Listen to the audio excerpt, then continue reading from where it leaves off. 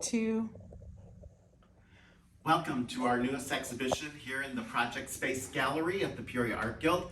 It's Artistudio, all one word, women of Peoria who are artists. And this is a group that started and is a legacy group in my book, that's for sure. In 1979, actually in October, we just realized, October of 79. Yes. And I'm joined with Duffy Armstrong Farrell, who has had many names, as you can see. And we are going to see works that she did when she was first involved with them and everything. And we're going to go through, it's a group of women. And why don't you explain what happened in 1979 with this There group? were a number of women who were graduating from Bradley University. At that time, it was called the School of Art. And Wendy Hatch, who was the professor of printmaking, suggested to the ladies that they start a women's organization, a women's artist group. So Wendy encouraged Pam Myers, Georgianne, Barb Melcher, the ladies whose work for the most part is here. And we actually started in a loose form Artistudio. In 1980, Pam Myers and the ladies that were still very engaged with it, I had moved out of town by that time, suggested that they formally become a not-for-profit. So they brought Joy Poe down from Artemisia Gallery in Chicago for some advice, and they did become a not-for-profit in 1980. There were many of the artists in the community that you know today, like Kathy Crawford, who joined later on. So the photographs that we have here as part of the memorabilia table, you'll see different people in some of the different photos, but that's the part of the history. And we were lucky enough to show all over town and in other towns as well. And the Guild being one of them, the Guild being a very major supporter. And one of the first women was Mary Ruth Ginn, and here are two prints that we borrowed from Kathy Crawford's collection. And she was instrumental not only in educating people throughout the community at both the junior high age all the way through college age with her teaching and everything. This is a lino cut, I believe, or woodcut, and this is intaglio print that she did. And she was really, really very vocal and very opinionated, but she was also so supportive, as were most of those women. And I think one of the things that's really amazing is that a century earlier, there was a group of men called the Peoria Sketch Club. Mm-hmm. And these were the artists who were male at the time. There were also women that were involved, but these were the male artists who established the Midwest landscape idea that came from especially Central Illinois and the Midwest. And these women were progressive too. We had one woman, Pam Meyer, who was the first medical illustrator down at the School of Medicine. Yeah, that was We Betty, had other artists who have gone on, you and Georgianne in particular, both curators of education as well as curators of art in general. So it really is wonderful to see a body of work that was produced in a way that was progressive, and it was by women during a time that a lot of it was all about male dominance, especially in the art world. Right, a lot of feminist artists were evolving at that time and really coming forward, and you'll remember like Judy Chicago. Yeah. So one of the things you'll note in the documentation is that we weren't together to be feminists, we were together to be women who were artists. And we joined together, we learned from each other, we supported each other, and we were a force at the time. Well, and here's a small, triptych, so to speak, of Kathy Crawford's work. Kathy was in graduate school at Bradley and then graduated and has remained here in the community, and by far is the premier reduction woodcut artist actually in the Midwest. I mean, her work is just exploding all over the globe. Literally, she's in every international exhibitions and all that. And so then this piece is borrowed from Tom Hogan, and this is a piece by Donna Jansen, who unfortunately has passed away. And this is a wonderful work that she did. And then she wrote Bangladesh Child, which is it's eloquent, it's almost poetic, but it is a prose. It's a piece of a paragraph on that. And I think that shows these are people that were very invested in their community and in global issues, and they continue to do that. Now, the next piece we have is actually a G-clay of a drawing that Duffy did at the Art Guild in one of the first open studios, and at the time, again, using nude models. And this is the real one. I do have Giclée prints of it, that the model, Susan Siegel, who was a roommate of ours in college, she sat for us, and so that's one of my pastels and acrylic washes from way back when. And back then it was ironic because just the idea of a new model was still a little bit unaccepted at certain people. Yes. This is a wonderful, wonderful watercolor that is very exemplary for Mary P.D. Heintzman. And here we have Eden, and we have these wonderful figures here. It's a watercolor. So these were artists that expanded their means, the media that they used.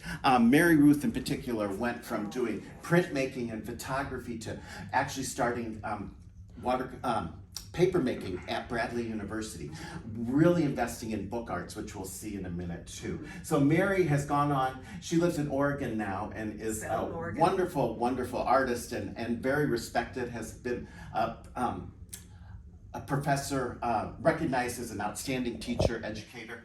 And this is just a really charming thing. This was again from one of the Danny Hauer family collection. So we did that. Here we have another piece of Mary Ruth, and as I said, she was all over. She was like Picasso. She wanted to try everything. These are her wonderful, wonderful shoes. Her shoes, literally. And here we have ceramic shoes, just crafted from her hands. You can see that, but as uncomfortable as high heel shoes could be. And I remember the first time, and she could. And the first time that we exhibited these was actually at Bradley. I did an exhibit and it was called Form Follows Function. And obviously these are shoes, but they were not very functional. They would not rest well for anybody. One of the people that you expressed keen interest and support in originating this whole group of women is Wendy Hatch. W-A-S Hatch is how she signed her pieces. And here we have ice cream. And it's wonderful with this cone, but also with flowers. And this is a lithograph. And she taught printmaking at Bradley and was an outstanding and recognized person. One of the first people that really, really got the community involved in the Bradley National Print and Drawing Exhibition, and went on to do her own work and did numerous pieces. Again, this is from the Danny Hauer family collection. Beautiful color print. It is. It's wonderful. Different techniques in it. And just like Judy Chicago, who used the dinner setting, here we have just a simple little dessert, an ice cream cone, but instead she's made it floral, which also is a little reminiscent of Georgia O'Keeffe, and I'm combining those kinds of things. Here we have another incredible print, colorful, exuberant, by Kathy Crawford. It's a fabulous reduction woodcut, and it shows how she's grown from where she was in the beginning and to today, where these are being bought all over the world. And she has committed herself to the woodcut. And I think that's really interesting because a lot of people, it's using that piece of wood that is just so, it excites her. It excites her senses, it excites her imagination, and she always is creating these wonderful, kind of ephemeral environments that we all want to kind of escape to. This is climax, and so we have a lot. I think this is supposed to be reminiscent of the glacier and the things that are changing in the world. This wonderful piece about Grandview Drive is by Moni Gibbs, and Moni Gibbs and her father was also an artist and a sculptor and has a work at the Peoria Riverfront Museum, a fountain. But this is a wonderful plein air, and I think you guys did plein air. You did studio drawing sessions. You did all of that stuff, and we did multiple things. And it's exciting to see people who would still go out to Grandview Drive and paint from nature and paint from the light, just like the Impressionists did. One of the persons who owned a framing shop and gallery at that time was Marilyn Kopp, and we did a lot of work with her and showed at her Junction Gallery that used to be out of Junction City. But she was also very supportive, as was Charlie Schoenheier. And what was the Hellers? Howard Heller, yeah, Howard Heller. And Ruthie.